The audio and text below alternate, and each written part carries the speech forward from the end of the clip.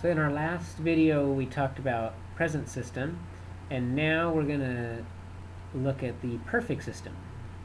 Now remember, present system we got all from the same principal part. We got from the second principal part, and amo came from the first.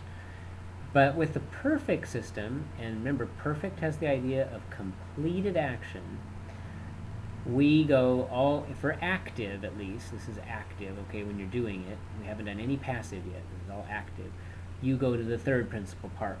That is the perfect active principal part. Okay, and this is going to kind of get messy for me to put arrows going down here, but this is what you're going to use for all of this system down here. Okay, so let's zoom in and we'll go ahead and do this. I'm going to do the perfect first, okay, since that's our most used one. There's perfect. And notice in my little timeline here, it's in the past. Imperfect and perfect are your two types of tenses for showing things in the past. This is the ongoing, this is the completed action. Okay, so perfect. We're going to use our third principal part, amawi, and that's the first one as well. Amawi. And then you're going to use, that's your ending, and this is your stem for everything else. So remember the perfect endings were I is to it, imus is to seront. Okay, amawisti, amawit, amawimus, amawistis, amawirunt. And perfect translates I loved. You could also say I have loved. Okay? But the basic idea is it was a completed action in the past. Could be a completed action that extends until a certain point, like I have loved. It happened once, or I loved. But it's just got that different essence than the imperfect, which is that ongoing, more messy kind of thing. Now remember, there's more past. Here's my more past, and then to show more past, something that happened before past actions, we do the pluperfect. There's my pluperfect. Use the same stem, amawa, but you remember our tense sign is era. That's our tense sign. Okay, so we go amaweram, amaweras, amawerat. So eram, eras, erat. And you might notice those are the forms of sum, the verb to be in the past. Eram, eras, erat. If you notice that. But that's what those are. And then also, but here they're endings. Amaweramus,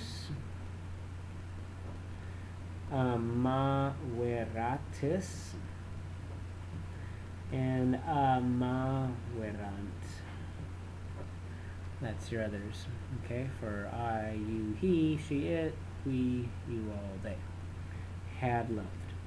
And you always say had, that's the way to translate it. And Katie Robinson had a great song for this one. It's more of a chant. I really like it. It goes like this. So many tenses the Romans had, get it, had.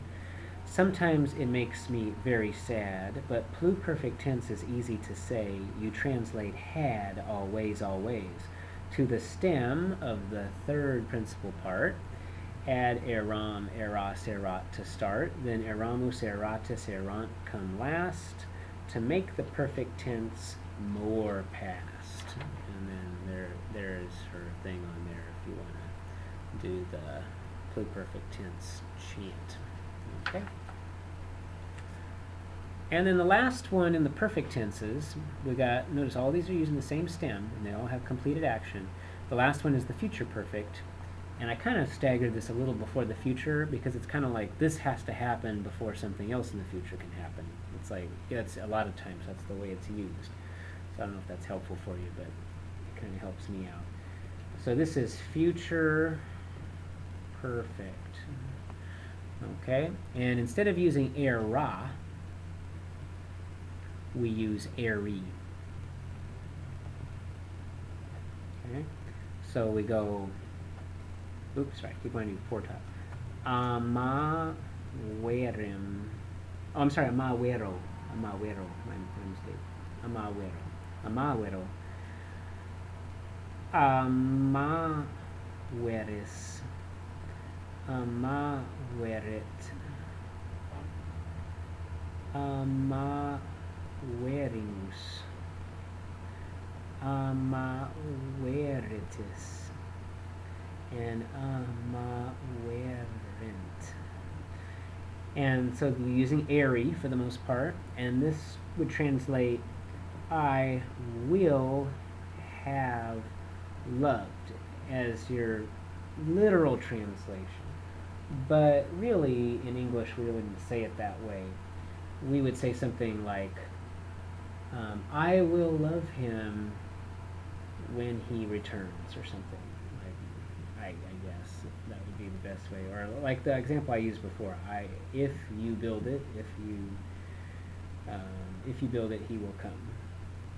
If he returns, I will marry him, or something like that. So if this happens, then this future action will happen.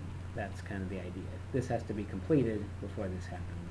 That's often the type of way it's used. So that gives us an overview of perfect tense. This is the present system up here. This down here is called the perfect system. And there you go. There is a future perfect tense song also. Let me sing it for you real quick. The future perfect tense is a great one.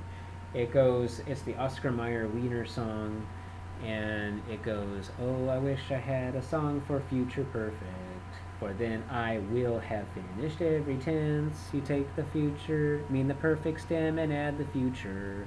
Arrow, eris, erit, and erimus, eritus, and errant, and you'll have finished. Then finish with a will have plus ed. So that's kind of how it goes. And incidentally, whereas this is eram, eros, erot, this is the imperfect tense of soon, the verb soon. You know how soon is I am, eram is I was. Well, ero, eris, erit, erimus, eritus, errant, with a little exception of just this letter being a U, the future of soon is ero, eris, erit. So this is the future of soon over here, sorry. This is the future of the verb soon, the verb to be, and this is the past tense, the imperfect tense of the verb to be. And so that's a little helpful thing for you to keep in mind when you're looking at those. And that's it. Walete.